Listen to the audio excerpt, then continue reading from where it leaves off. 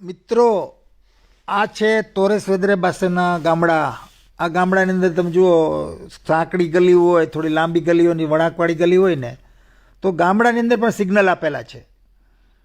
આ એક જોવા જેવું છે. તમે જુઓ, અહીંથી અંદર જઈશું એટલે આપણે આમ તો જૂની બાંધણીના ડેલા હોય ને, ડેલા ટાઈપનું છે. અને આપણે ત્યાં જે દેશી નળિયા હતા ને, એમાં થોડું મોડિફિકેશન, એટલે થોડું આધુનિકવાળા એવા જૂના નળિયાના મકાન પણ ઘણા જોવા મળે. આ બધા તો આપણે વિલાયતી નળિયા જેવા કે વિલાયતી એટલે વિલાયત જ છે, એવા નળિયાવાળા મકાન પણ પુષ્કળ જોવા મળે તમને. અને આ ગામડા અહીંના બધા છે ને, આમ જુઓ તો સદ્ધર ગામડાઓ છે.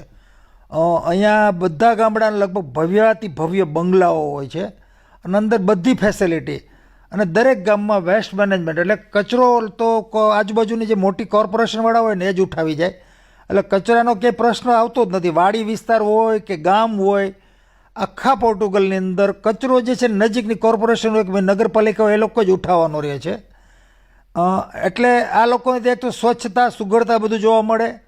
બીજું, આ લોકો નિયમનું ખૂબ સરસ પાલન કરે અને સેલ્ફ ડિસિપ્લિનમાં હોય. કોઈ ટ્રાફિક જામ નહીં, ખોટા કાવા મારવા નહીં, બધું માઇક્રો મેનેજમેન્ટ હોય ને એ બધાનો ફૂલ પ્લાનિંગ કરે. એટલે આમ ગામડામાં રહેવાની પણ મજા આવે એમ. ગામડાના બધા જે લોકો હોય એના પોતાના બધાના વોટ્સઅપ ગ્રુપ હોય, કોઈને કાંઈ પ્રોબ્લેમ થાય તો બધા હેલ્પ કરે.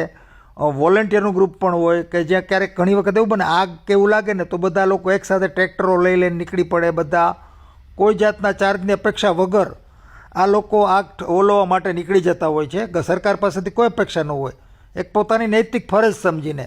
આ જુઓ, તમે દેખાય છે આ કેવા સરસ બંગલા છે આ બધા ગામડાની અંદર. અહીંયા એક તો એટલાન્ટિક ઓશન જે આ સાઈડ આવે એટલે આમ ઠંડી હવા બારે માસ હોય, એટલે આવે પણ રહેવાની મજા. અને એકદમ ટોચ ઉપર છે એટલે પેનોરેમિક વ્યૂ જે છે, કોઈ પણ મકાન હોય એમાંથી બહુ સરસ વ્યૂ જોવા મળે એમ.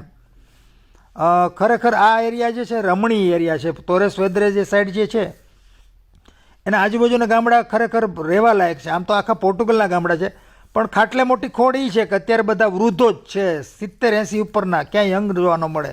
તમને આખા પોર્ટુગલના ગામડામાં જાઓ, કોઈ જગ્યાએ તમને છોકરાઓ જોવા મળે જ નહીં. અને લાખો એકર જમીન છે ને ખેડા વગરની પડી છે. તો તમે પણ આવી જાઓ અહીં ખેતી કરવા, બહુ મજા આવે એવું છે.